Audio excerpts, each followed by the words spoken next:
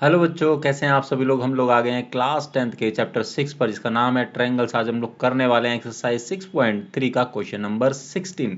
ये इस एक्सरसाइज का लास्ट क्वेश्चन है और इस चैप्टर का भी लास्ट क्वेश्चन है। इसके बाद हम लोग आ जाएंगे 7th चैप्टर पर। ठीक है, जल्दी से इस क्वेश्चन को पढ़ लेते हैं, समझ लेते हैं, फिर इसको करेंगे। ठीक है, हमने यहाँ दो डायग्राम ये पहले से बना के रखे हुए हैं किताब में, यानी बुक में आपका कोई डायग्राम नहीं दिया गया है। आपको क्वेश्चन को पढ़ना है, समझना है, उसके अकॉर्डिंगली आपको डायग्राम या फिगर बनाना होगा। ठीक है, so if AD and PM are medians of triangles ABC and PQR।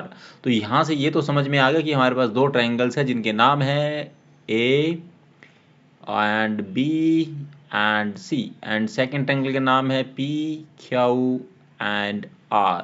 ठीक है, ये तो पता चल गया है रिस्पेक्टिवली वेयर ट्रायंगल हमको दिया गया है। बच्चों ध्यान से देखो, ट्रायंगल ABC सिमिलर है ट्रायंगल PQR के। ये हमको क्या है बच्चों, गिवन है। ठीक है, जो चीज़ गिवन होती है उसको लिख लेते हैं अगर वो इंपॉर्टेंट लग रही है तो। यहाँ पर ये बहुत इंपॉर्टेंट है, वो भी आपको पता चल जाएगा। प्रूव दैट AB बाय में PQ एंड AD क्या है, मीडियन है। ठीक है, और PM क्या है, इस वाले ट्रायंगल का, सॉरी PM नहीं, ये M आएगा।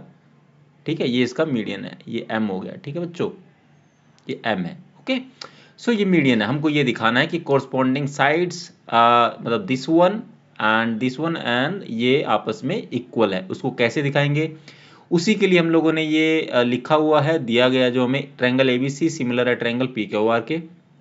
पूरे ट्रायंगल की बात हो रही है। ठीक है, so if they are similar to each other then their corresponding sides ratio will be equal. AB by में PQ is equal to BC by में QR and is equal to AC by में PR।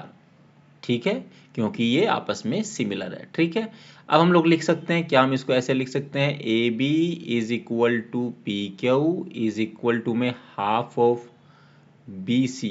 ठीक है, ये इसकी median भी है तो हाफ ऑफ BC की बात हो रही है, एंड हाफ ऑफ किसकी बात हो रही है, QR की। ठीक है, अगर हम लोग 1/2 को कट कर देते हैं तो similar we will back to the original state और पोजीशन। ठीक है, BC/QR ही बचेगा। ठीक है बच्चों, तो ऐसे इसको हम लोग लिख सकते हैं, इज इक्वल टू में, क्योंकि हमने हाफ ऊपर सेम, हाफ हमने ऊपर भी रखा है, सेम ही हमने नीचे भी रखा है, तो कटेंगे तो हम लोग ओरिजिनल पोजीशन में पहुंच जाएंगे। ठीक है, इज इक्वल टू में AC बाय में PR।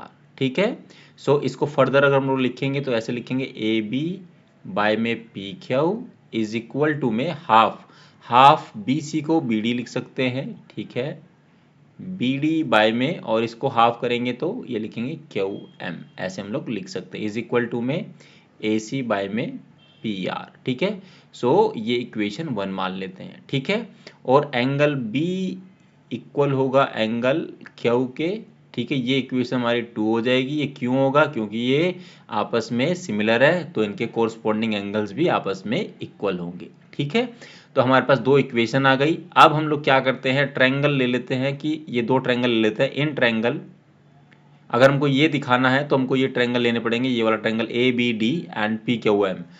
इन ट्रायंगल जो हमको, अगर हम इसको सिमिलर दिखा सकते हैं, अगर हम लोग सिमिलर दिखा पाएंगे, then we definitely can say that कि ये वाले मतलब AB by PQ and AD by PM we can write that. Okay, जिसको हमें सिमिलर प्रूव करना होता है उसको हम लोग लिखते हैं पहले। तो in triangle AB and D and triangle PQM। ठीक है बच्चों, अब ध्यान से देखो कि आपका क्या है, angle B is equal to angle Q। ठीक है, बाय इक्वेशन क्या, 2। ठीक है, बाय इक्वेशन 2। ठीक है, ये तो एक हो गया। अब इसी में से क्या आएगा, ध्यान से देखो, AB बाय में क्या आएगा, AB बाय में PQ, राइट, AB बाय में PQ एंड BD बाय में QM। ठीक है, ये क्या होगा, बाय इक्वेशन 1।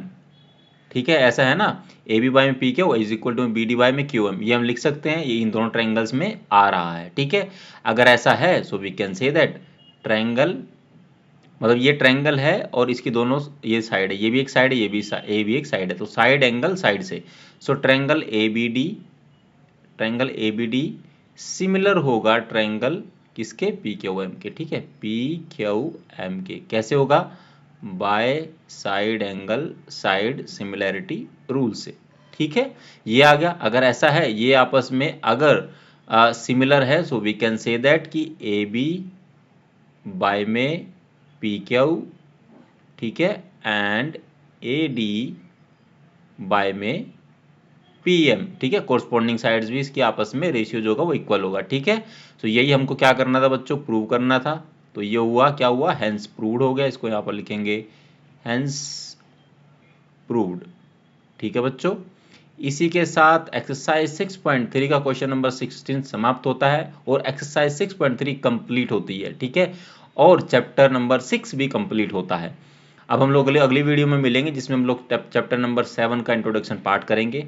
उससे पहले मेरा आप लोगों से निवेदन है कि अगर आपने किसी भी बच्चे ने या बहुत सारे बच्चों ने मिलकर ये पूरा वीडियो या पूरा चैप्टर का वीडियो देखा होगा तो प्लीज़ कमेंट सेक्शन में बताइए कि आपको सारे क्वेश्चन या सारे एक्सरसाइज के जो भी मैंने कराया है वो आपको समझ आया है कि नहीं आया है। अगर कोई डाउट है तो कमेंट सेक्शन में पूछना ना भूले, कोई झिझक मत रखे। जितना ज़्यादा पूछोगे उतना ज़्यादा सीखोगे। कोई हंसता है तो हंसने दीजिए। अगर आपको नहीं समझ में आ रहा तो आपका एक ही काम है, पूछो, कि कोई इसमें बुराई नहीं है। जितना पूछोगे उतना ही अच्छा सीखोगे। कभी कभी हम लोग देर से समझते हैं बट उससे कोई फ़र्क नहीं पड़ता है।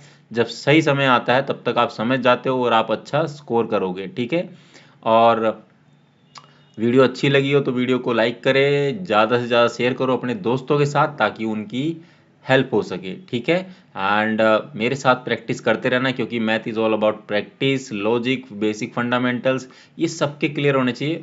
तो आप कोई भी क्वेश्चन कर सकते हो, बुक का क्वेश्चन तो कर ही लोगे क्योंकि आप ये साथ साथ में करो, लेकिन अगर इसके अलावा भी कोई क्वेश्चन आता है तो आपको सेम कंसेप्ट और चीज़ों को फॉलो करते हुए आपको क्वेश्चन को आप ईजिली कर सकते हैं। क्वेश्चन को बड़े ध्यान से पढ़ना है, समझना है, फिगर दिया है तो उसको समझना है, नहीं दिया है तो उसको बनाना है। ठीक है बच्चों, यही था आज का ज्ञान। थोड़ा सा ज्ञान जरूरी भी है क्योंकि आप लोग छोटे हैं बट आप बहुत सारे बच्चे बहुत समझदार भी होते हैं। बट हमारा ये है कि ज़्यादा से ज़्यादा बच्चे ज़्यादा बेनिफिट ले सके वीडियो से, हमारा यही उद्देश्य रहता है।